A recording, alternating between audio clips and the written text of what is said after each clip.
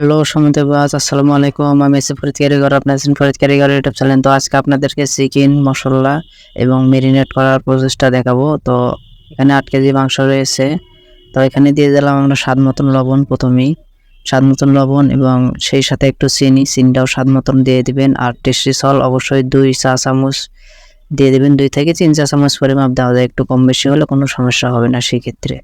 আর সাদা গোলমরিচ 1 চা চামচ পরিমাপ দিবেন। তো এগুলো খেয়াল করুন, তাহলে কোনো সমস্যা হবে না। ধনিয়ার গুঁড়ো 2 চা চামচ আর জিরার গুঁড়াও 2 চা চামচ পরিমাপ দিয়ে দিবেন, তাহলে কোনো সমস্যা হবে না। আর গরম মশলাটা একটু বেশি দিয়ে দেবেন, 2.5 চামচ পরিমাপ দিয়ে দিবেন।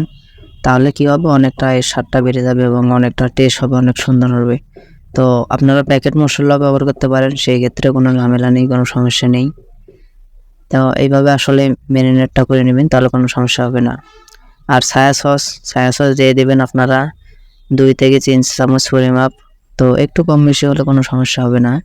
আর বিশেষ ইম্পর্টেন্ট যে মশলাটা, সেটা হচ্ছে চিকেনের মশলা। চিকেনের এখানে অনেক রকম মশলা আছে, এটা দিয়ে দিতে হবে 80 গ্রাম পরিমাপ। তো আমরা আইডিয়ার করে দিচ্ছি, কোনো সমস্যা নেই। আপনাদের ক্ষেত্রে 80 গ্রাম পরিমাপ দিয়ে দিলেই হবে। তো প্রথমেই আপনারা সঠিক মাপগুলো একটু খেয়াল রাখবেন, তাহলে কোনো সমস্যা হবে না। আর আদা রসুন দুটো মিলে 200 গ্রাম পরিমাপ দিলেই হবে, তেমন কোনো সমস্যা নেই, 200 গ্রাম দিলেই হবে। তো এইভাবে কাজটা করলে ইনশাল্লাহ কোনো সমস্যা হবে না। আর গুঁড়ো মরিচ সব থেকে ভালোটা, আপনারা 120 থেকে 150 গ্রাম পরিমাপ দিয়ে দেবেন, তাহলে কোনো সমস্যা হবে না। তো সব থেকে ভালো মানের ব্যবহার করার চেষ্টা করবেন। আর হালকা একটু পরিমাপ পানি দিয়ে দেবেন, হালকা, বেশি না। কোনো মতো একটা হালকা পানি দিয়ে এটাকে খুব সুন্দরভাবে মাখবেন আর মাখিয়ে ফ্রিজে রেখে দেবেন, যে আর কোনো সমস্যা নেই। এটা হচ্ছে চাইনিজের জন্য রেডি হচ্ছে, এই মুরগি চিকেনটাকে চাইনিজের জন্য রেডি হচ্ছে। এখানে এই চিকেনটা সব রকম খাবারের সাথেই ব্যবহার হবে। যখন অর্ডার আসবে 1 পিস করে ভেজে ভেজে দেওয়া হবে আর কি। তো এটা ম্যারিনেট করে আমরা রেখে দেবো, যখন অর্ডার আসবে তখন এখান থেকে দিয়ে দিলেই হচ্ছে। তো আপনাদের ক্ষেত্রেও এই সেম প্রসেসটা আপনারাও করতে পারেন, কোনো সমস্যা নেই, কোনো ঝামেলা নেই। তো একটা ভিডিও দেখে আপনারা করতে পারেন। তো চিকেনের যে মশলাটা, ওটা অন্য একটা রেসিপিতে আমি সম্পূর্ণটাই দেখানোর এবং বোঝানোর চেষ্টা করব। ততক্ষণ পর্যন্ত আপনারা অবশ্যই অপেক্ষা করবেন এবং আমাকে কমেন্ট করে জানাবেন।